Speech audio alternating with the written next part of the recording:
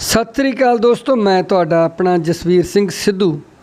अज आपां गल करांगे सिख इतिहास के योधे बाबा बंदा सिंह बहादुर जी की, जिन्हां दे नाम नाल ही बहादुर शब्द लगता है।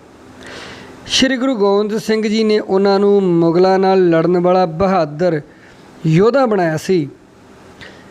जेकर उन्हां दे काल चक्कर वल वेख्या जावे तां समा बहुत घट लगता है, परंतु जेकर उन्हां दी प्राप्ति बारे गल करिए तो संसार दे शायद ही कोई इस तरह का जरनैल होया होवेगा जो थोड़े समय विच ही वड्डी लहर खड़ी करता है अते पहले सिख राज की सिरजना करता है, उन्हां नूं सिखर तक लैके जांदा है दोस्तों।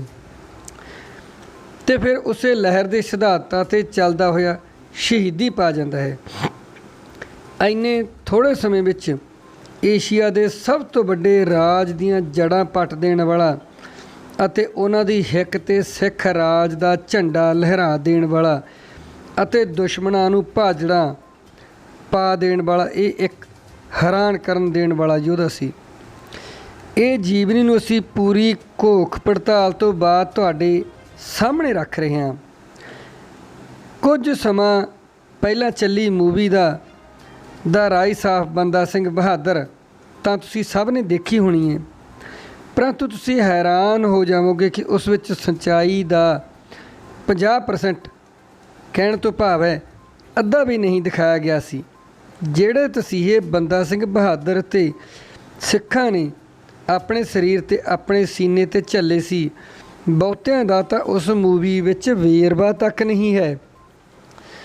बाबा बंदा सिंह बहादुर जी दे नाल जुड़े पहले वाक़े नूं देखण आपां चलदे हां।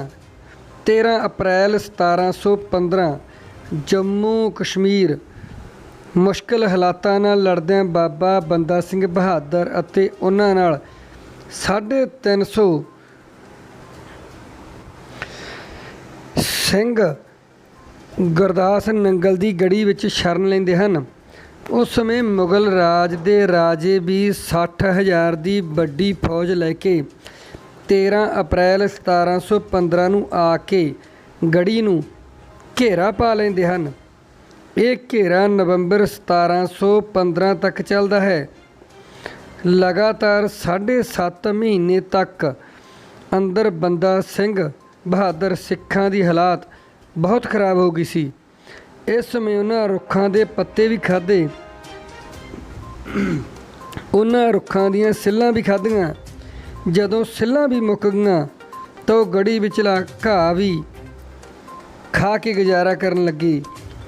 सो दोस्तों, जदों ये घाह भी मुक गया उदों उन्हां दे घोड़े भुख नाल मर रहे सन। उदों उन्हां घोड़ियां दा मांस भी खा लिया। डॉक्टर सोहण सिंह जी की किताब बंदा दा बरेब विच लिखदा है, मुसलमान का नां दे के घटना बयान करते हैं कि मैं भुख नाल मर रहे सिखां विच बहुत ही प्यार मुहब्बत देखी सी। सिख पेचस नाल बीमार पिया सी। कोलों लंघ रहे बाज सिंह नूं कहंदा है, बादशाह मेरे कोल तां हुण बहुता घट समा रह गया है, पर आपां नूं ये लड़ाई बड़ी लंबी लड़नी पैनी है। तुसी मेरे पट का मांस खा लवो, घट्टो घट्ट तुसी तो लड़ सकोगे।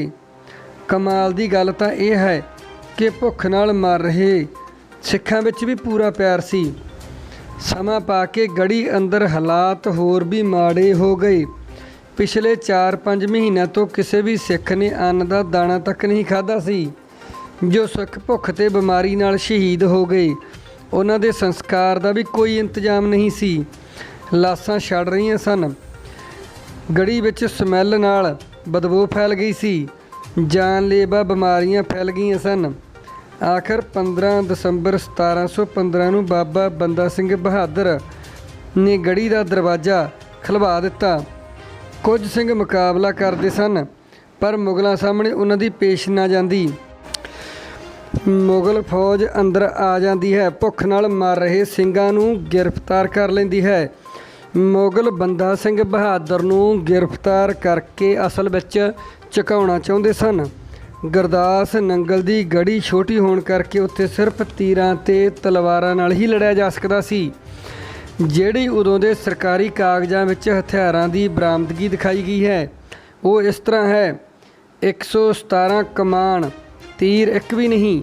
208 ਬੰਦੂਕਾਂ, ਗੋਲੀ ਇੱਕ ਵੀ ਨਹੀਂ। 117 ਖੁੰਡੀਆਂ ਹੋਈਆਂ ਕਿਰਪਾਨਾਂ, 208 ਢਾਲ, 350 ਗਾਤਰੇ ਵਾਲੀਆਂ ਕਿਰਪਾਨਾਂ। ਹੁਣ ਤੁਸੀਂ ਸੋਚ ਸਕਦੇ ਹੋ, ਜਿੱਥੇ ਦੂਰੋਂ ਮਾਰ ਕਰਨ ਵਾਲੇ ਹਥਿਆਰਾਂ ਨਾਲ ਲੜਿਆ ਜਾਣਾ ਸੀ, ਉਦੋਂ ਬਾਬਾ ਬੰਦਾ ਸਿੰਘ ਬਹਾਦਰ ਹੋਰੀ ਬਿਨਾਂ ਤੀਰ ਤੇ ਗੋਲੀਆਂ ਤੋਂ ਕਿਵੇਂ ਲੜ ਸਕਦੇ ਸਨ।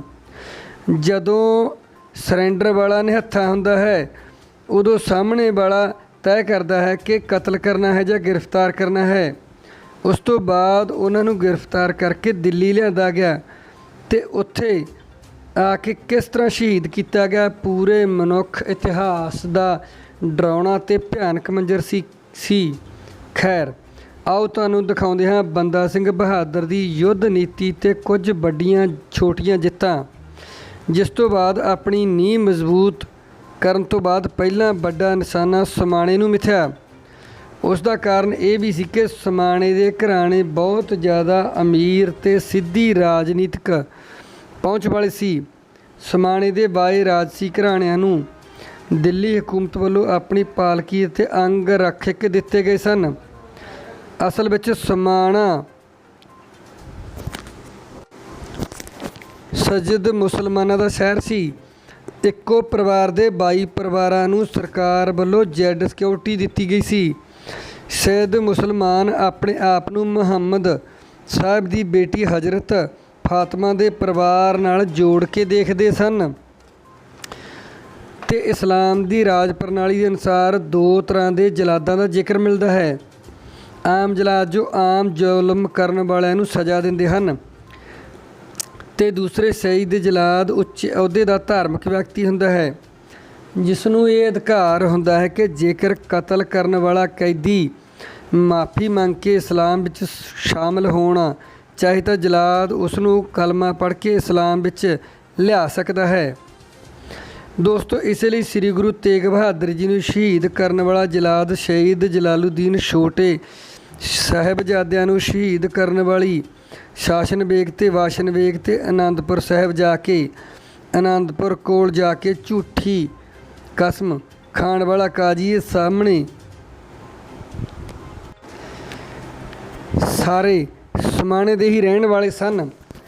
ਇਹਨਾਂ ਦਾ ਅਹੁਦਾ ਸਮਾਜ ਵਿੱਚ ਬੜਾ ਉੱਚਾ ਸੀ, ਇਸ ਲਈ ਇਹਨਾਂ ਨੂੰ ਇੰਨੀ ਸਿਕਿਉਰਿਟੀ ਦਿੱਤੀ ਗਈ ਸੀ।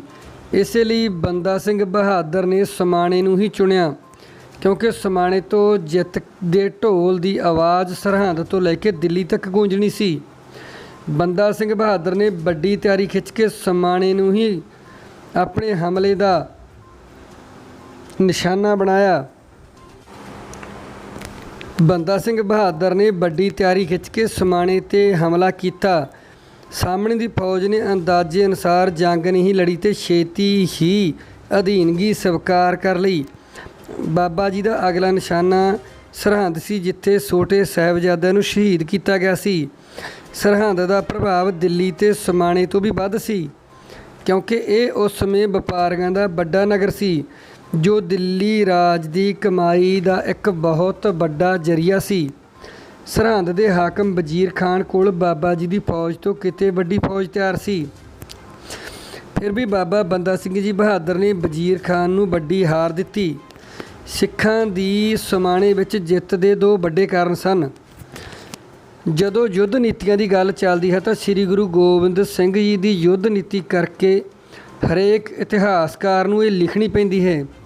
ਇਹੀ ਯੁੱਧ ਨੀਤੀ ਗੁਰੂ ਸਾਹਿਬ ਨੇ ਬੰਦਾ ਸਿੰਘ ਬਹਾਦਰ ਨੂੰ ਵੀ ਸਿਖਾਈ ਸੀ। ਹਮੇਸ਼ਾ ਜੰਗ ਦੇ ਵਿੱਚ ਜੰਗ ਦੀ ਜਗ੍ਹਾ ਆਪ ਤੈਅ ਕਰੋ। ਇਸ ਲਈ ਹੀ ਫਿਰ ਬੰਦਾ ਸਿੰਘ ਬਹਾਦਰ ਨੇ ਸਰਹੰਦ ਸ਼ਹਿਰ 'ਤੇ ਹਮਲਾ ਕਰਨ ਦੀ ਥਾਂ ਚੱਪੜਚਿੜੀ ਜੰਗ ਲਈ ਚੁਣਿਆ। ਦਾ ਲੈਟਰ ਮੁਗਲ ਬੁੱਕ ਦੇ ਅਕਾਊਂਟਿੰਗ ਇਸ ਸ਼ਹਿਰ ਦਾ ਪਹਿਲਾ ਨਾਮ ਛੱਪੜਚਿੜੀ ਸੀ। ਛੱਪੜ ਤੋਂ ਮਤਲਬ ਪਾਣੀ ਦਾ ਤਲਾਬ, ਝਿੜੀ ਜਾਣੀ ਦਰੱਖਤਾਂ ਦਾ ਇੱਕ ਇਕੱਠ। ਇਹ ਨਾਮ ਬਦਲ ਕੇ ਚੱਪੜ ਚਿੜੀ ਹੋ ਗਿਆ। ਬੰਦਾ ਸਿੰਘ ਬਹਾਦਰ ਨੇ ਜਗ੍ਹਾ ਵੀ ਆਪਣੀ ਚੁਣੀ ਅਤੇ ਪਾਣੀ ਵੀ ਆਪਣੇ ਅਧਿਕਾਰ 'ਚ ਲੈ ਲਿਆ, ਜਿਸ ਕਰਕੇ ਦੁਸ਼ਮਣ ਨੂੰ ਪਹਿਲੀ ਵੱਡੀ ਚੁਣੌਤੀ ਸਾਹਮਣੇ ਆ ਗਈ। ਦੂਸਰਾ ਵੱਡਾ ਕਾਰਨ, ਸਿੰਘਾਂ ਨੇ ਯੁੱਧ ਵਿੱਚ ਕਦੇ ਵੀ ਹਾਥੀਆਂ ਦੀ ਵਰਤੋਂ ਨਹੀਂ ਕੀਤੀ। ਹਿੰਦੂ ਇਤਿਹਾਸ ਹਾरों की ਦਾਸਤਾਂ ਜੋ ਡਾਕਟਰ ਸੁਰਿੰਦਰ ਸਿੰਘ ਵੱਲੋਂ ਲਿਖੀ ਗਈ ਹੈ ਵਿੱਚ ਹਾਰ ਦਾ ਹਾਥੀਆਂ ਨੂੰ ਵੱਡਾ ਕਾਰਨ ਦੱਸਿਆ ਗਿਆ ਹੈ। ਦੋਸਤੋ, ਜਦੋਂ ਤੋਪਾਂ ਚੱਲਦੀਆਂ ਹਨ ਤਾਂ ਹਾਥੀ ਆਪਣੀ ਫੌਜ ਨੂੰ ਮਿੱਧਦੇ ਹੋਏ ਵਾਪਸ ਭੱਜ ਜਾਂਦੇ ਹਨ। ਇਹ ਯੁੱਧ ਨੀਤੀ ਗੁਰਬਾਣੀ ਵਿੱਚੋਂ ਸਿੱਖੀ ਗੁਰੂ ਨਾਨਕ ਦੇਵ ਜੀ ਪਾਸੋਂ। ਸ੍ਰੀ ਗੁਰੂ ਨਾਨਕ ਦੇਵ ਜੀ ਜੰਗ ਬਾਰੇ ਦੱਸਦੇ ਹਨ, ਜੋ ਉਹਨਾਂ ਨੇ ਇੱਕ ਜੰਗ ਵੇਖੀ ਸੀ ਬਾਬਰ ਤੇ ਲੋਧੀ ਸਰਦਾਰਾਂ ਦੀ। ਜਦੋਂ ਲੜਾਈ 'ਚ ਇੱਕ ਨੇ ਤੋਪਾਂ ਚਲਾਈਆਂ ਤਾਂ ਦੂਸਰੇ ਦੇ ਹਾਥੀ ਵਾਪਸ ਭੱਜ ਗਏ। ਚੱਪੜ ਚਿੜੀ ਦੇ ਯੁੱਧ ਵਿੱਚ ਸਿੰਘਾਂ ਨੇ ਬਿਨਾਂ ਤੋਪਾਂ ਤੋਂ ਕਿਸ ਤਰ੍ਹਾਂ ਦੀ ਨੀਤੀ ਦੀ ਵਰਤੋਂ ਕਰਕੇ ਜੰਗ ਜਿੱਤੀ। ਵਜ਼ੀਰ ਖਾਨ ਨੇ ਸਭ ਤੋਂ ਪਹਿਲਾਂ ਆਪਣੀਆਂ ਤੋਪਾਂ ਰੱਖੀਆਂ। ਤੋਪਾਂ ਤੋਂ ਬਾਅਦ ਹਾਥੀਆਂ ਦੇ ਪਿੱਛੇ ਜਿਹਾਦ ਦੇ ਨਾਮ 'ਤੇ 49,000 ਦੀ ਫੌਜ ਪੈਦਲ। ਫੌਜ ਦੇ ਦੋਨੋਂ ਪਾਸੇ ਘੋੜਸਵਾਰ। ਬਾਬਾ ਜੀ ਨੇ ਕੁਝ ਉੱਚੀਆਂ ਥਾਵਾਂ 'ਤੇ ਆਪਣੇ ਤੀਰ ਅੰਦਾਜ਼ ਖੜ੍ਹਾ ਦਿੱਤੇ। ਉਹਨਾਂ ਜੰਗ ਸ਼ੁਰੂ ਹੁੰਦਿਆਂ ਹੀ ਤੋਪਚੀਆਂ ਨੂੰ ਨਿਸ਼ਾਨਾ ਬਣਾ ਲਿਆ। ਉਹਨਾਂ ਦੇ ਮਰਨ ਤੋਂ ਸਿੰਘਾਂ ਨੇ ਤੋਪਾਂ 'ਤੇ ਕਬਜ਼ਾ ਕਰ ਲਿਆ। ਫਿਰ ਮੁਗਲ ਫੌਜ ਵੱਲ ਰੁੱਖ ਕਰਕੇ ਹਾਥੀਆਂ 'ਤੇ ਗੋਲੇ ਬਰਸਾਏ ਗਏ। ਹਾਥੀ ਆਪਣੀ ਫੌਜ ਨੂੰ ਮਿੱਧਦੇ ਹੋਏ ਵਾਪਸ ਭੱਜ ਗਏ। ਮੁਗਲ ਘੋੜਸਵਾਰ ਅਤੇ ਪੈਦਲ ਘੋੜਸਵਾਰਾਂ ਨੇ ਰਲ ਕੇ ਸਿੱਖ ਫੌਜ ਤੇ ਦਬਦਬਾ ਪਾਉਣਾ ਸ਼ੁਰੂ ਕਰ ਦਿੱਤਾ। ਬੰਦਾ ਸਿੰਘ ਬਹਾਦਰ ਫੌਜ ਦਾ ਚੌਥਾ ਹਿੱਸਾ ਪਹਾੜੀ ਦੇ ਓਹਲੇ ਵੱਖਰਾ ਰਖਵਾਇਆ ਹੋਇਆ ਸੀ। ਲੋੜ ਪੈਣ 'ਤੇ ਇਸ ਫੌਜ ਨੇ ਮੁਗਲ ਸੈਨਾ 'ਤੇ ਹਮਲਾ ਕਰਕੇ ਮੁਗਲ ਸੈਨਾ ਵਿੱਚ ਭਗਦੜ ਪੈਦਾ ਕਰ ਦਿੱਤੀ। ਇਸ ਸਮੇਂ ਵਜ਼ੀਰ ਖਾਨ ਤੇ ਉਸਦੇ ਮੁੱਖ ਜਰਨੈਲ ਮਾਰੇ ਗਏ। ਮੁਗਲ ਸੈਨਾ ਦੇ ਪੈਰ ਉਖੜ ਗਏ ਅਤੇ ਉਹ ਵਾਪਸ ਭੱਜ ਗਏ। ਸਿੰਘਾਂ ਨੇ ਸਰਹੰਦ ਨੂੰ ਫਤਿਹ ਕਰ ਲਿਆ। ਹੁਣ ਆਪਾਂ ਵਾਪਸ ਚੱਲਦੇ ਹਾਂ ਉਸੇ ਖਤਰਨਾਕ ਮੰਜ਼ਰ ਵੱਲ, ਜਿਸ ਨੂੰ ਸੁਣ ਕੇ ਕਿਸੇ ਦਾ ਵੀ ਦਿਲ ਦਹਿਲ ਸਕਦਾ ਹੈ। 15 ਦਸੰਬਰ 1715 ਨੂੰ ਬਾਬਾ ਬੰਦਾ ਸਿੰਘ ਬਹਾਦਰ ਨੂੰ ਗ੍ਰਿਫਤਾਰ ਕਰਨ ਤੋਂ ਬਾਅਦ ਜੰਮੂ ਦਾ ਅਗਮ ਦਿੱਲੀ ਵੱਲ ਚਿੱਠੀ ਲਿਖਦਾ ਹੈ ਕਿ ਬੰਦਾ ਸਿੰਘ ਬਹਾਦਰ ਨੂੰ ਫੜ ਲਿਆ ਗਿਆ ਹੈ। ਹੁਣ ਇਸ ਦਾ ਕੀ ਕਰੀਏ? ਇੱਥੇ ਹੀ ਕਤਲ ਕਰ ਦਈਏ ਜਾਂ ਦਿੱਲੀ ਲੈ ਕੇ ਆਈਏ? ਸੋ ਦੋਸਤੋ, ਜਦੋਂ ਦਿੱਲੀ ਦੇ ਫਰਖਸ਼ੇਰ ਨੂੰ ਇਹ ਖਬਰ ਮਿਲੀ ਕਿ ਉਸ ਦਾ ਸਭ ਤੋਂ ਵੱਡਾ ਦੁਸ਼ਮਣ ਫੜਿਆ ਗਿਆ ਹੈ ਤਾਂ ਉਹ ਖੁਸ਼ ਹੋ ਕੇ ਦਿੱਲੀ ਦੇ ਬਾਜ਼ਾਰ 'ਚ ਸੋਨੇ ਦੇ ਸਿੱਕਿਆਂ ਦੀ ਵਰਖਾ ਕਰਦਾ ਹੈ ਅਤੇ ਅੱਲਾ ਦਾ ਸ਼ੁਕਰ ਕਰਨ ਲਈ 2 ਨਮਾਜ਼ਾਂ ਵੱਧ ਪੜ੍ਹਦਾ ਹੈ। ਸੁਨੇਹਾ ਭੇਜਦਾ ਹੈ ਕਿ ਬਾਬਾ ਬੰਦਾ ਸਿੰਘ ਬਹਾਦਰ ਨੂੰ ਦਿੱਲੀ ਪੇਸ਼ ਕੀਤਾ ਜਾਵੇ। ਬਾਬਾ ਜੀ ਨੂੰ ਦਿੱਲੀ ਪੇਸ਼ ਕੀਤਾ ਗਿਆ। 350 ਸਿੰਘਾਂ ਸਮੇਤ ਸਰਹੰਦ ਤੋਂ ਦਿੱਲੀ ਲਿਜਾਣ ਦਾ ਸਫ਼ਰ ਸ਼ੁਰੂ ਕੀਤਾ ਗਿਆ। ਜਦੋਂ ਇਹ ਕਾਫਲਾ ਸਰਹੰਦ ਪਹੁੰਚਦਾ ਹੈ ਤਾਂ ਸਰਹੰਦ ਦਾ ਹਾਕਮ ਕਮਰੂਦੀਨ ਮੀਰ ਆਤਿਸ਼ ਜੰਮੂ ਦੇ ਹਾਕਮ ਜ਼ਕਰੀਆ ਖਾਨ ਨੂੰ ਆਖਦਾ ਹੈ ਕਿ ਬੇਸ਼ੱਕ ਤੂੰ ਬੰਦਾ ਬਹਾਦਰ ਨੂੰ ਫੜਨ ਦਾ ਮਾਣ ਹਾਸਲ ਕਰ ਲਿਆ ਹੈ, ਪਰੰਤੂ ਪੈਣੇ ਤਾਂ ਤੇਰੇ ਛਿੱਤਰ ਹੀ ਹਨ। ਜਾ ਕੇ ਕੀ ਆਖੇਗਾ ਕਿ 60,000 ਦੀ ਫੌਜ 8 ਮਹੀਨੇ ਤੱਕ ਬੰਦਾ ਸਿੰਘ ਬਹਾਦਰ ਦੇ 350 ਸਿੰਘਾਂ ਨੂੰ ਘੇਰਾ ਪਾਈ ਰੱਖਦੀ ਹੈ, ਜਿਨ੍ਹਾਂ ਕੋਲ ਹਥਿਆਰ ਨਹੀਂ ਸੀ, ਨਾ ਖਾਣ ਲਈ ਰੋਟੀ ਸੀ, ਪੀਣ ਲਈ ਪਾਣੀ ਵੀ ਨਹੀਂ ਸੀ। ਫਿਰ ਜ਼ਕਰੀਆ ਖਾਨ ਨੇ ਪੁੱਛਿਆ ਕਿ ਹੁਣ ਕਿਵੇਂ ਕਰੀਏ? ਕਹਿੰਦਾ ਸਿੱਖਾਂ ਦੀ ਗਿਣਤੀ ਵਧਾਈ ਜਾਵੇ। ਜਿਸ ਤੋਂ ਬਾਅਦ ਕੁਝ ਘੰਟਿਆਂ ਬਾਅਦ ਹੀ ਜਲਿਆਂਵਾਲਾ ਬਾਗ ਤੇ ਦਿੱਲੀ ਦੇ ਦੰਗਿਆਂ ਤੋਂ ਵੀ ਕਈ ਗੁਣਾ ਵੱਧ ਸਿੱਖ ਕਤਲ ਕੀਤੇ ਗਏ। ਸਿੱਖ ਬੀਬੀਆਂ ਦੇ ਸਿਰ ਵੀ ਨੇਜ਼ਾਂ 'ਤੇ ਕੱਟ ਕੇ ਟੰਗ ਦਿੱਤੇ ਗਏ। ਇਹ ਕਾਫਲਾ ਦਿੱਲੀ ਵੱਲ ਰਵਾਨਾ ਹੋਇਆ। 3000 ਸਿੱਖਾਂ ਦੇ ਸਿਰ ਕਲਮ ਕਰਕੇ ਨੇਜ਼ਾਂ 'ਤੇ ਟੰਗੇ ਹੋਏ ਸਨ।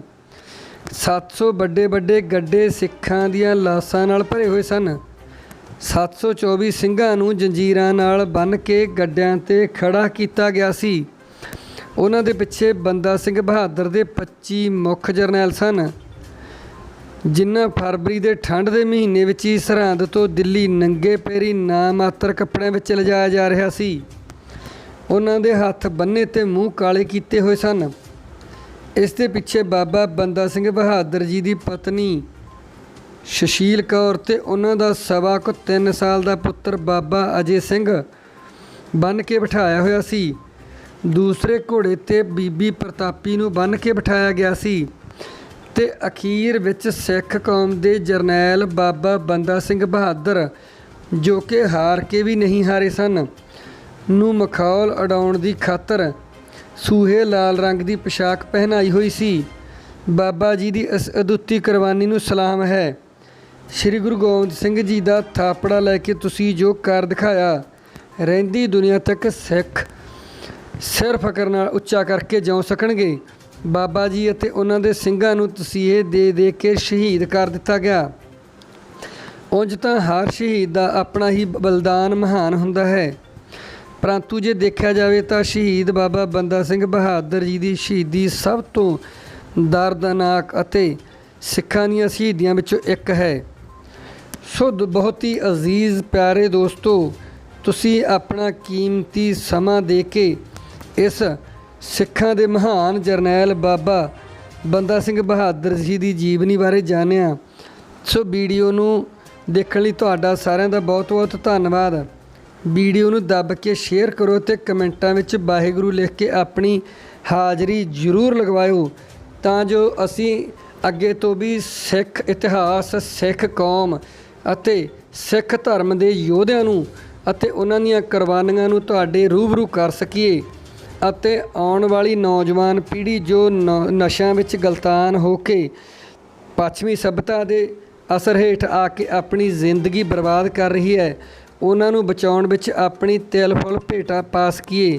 ਸੋ ਸਾਰਿਆਂ ਦਾ ਧੰਨਵਾਦ ਅਤੇ ਅੱਗੇ ਤੋਂ ਹੋਰ ਇੱਕ ਸਿੱਖ ਕੌਮ ਦੇ ਮਹਾਨ ਜਰਨੈਲ ਦੀ ਵੀਡੀਓ ਲੈ ਕੇ ਤੁਹਾਡੇ ਰੂਬਰੂ ਹੋਵਾਂਗਾ। ਤਦ ਤੱਕ ਲਈ ਤੁਹਾਡੇ ਆਪਣੇ ਜਸਵੀਰ ਸਿੱਧੂ ਨੂੰ ਦਿਓ ਇਜਾਜ਼ਤ। ਮੇਰੇ ਵੱਲੋਂ ਸਾਰੇ ਹੀ ਦੋਸਤਾਂ ਨੂੰ ਸਤਿ ਸ੍ਰੀ ਅਕਾਲ।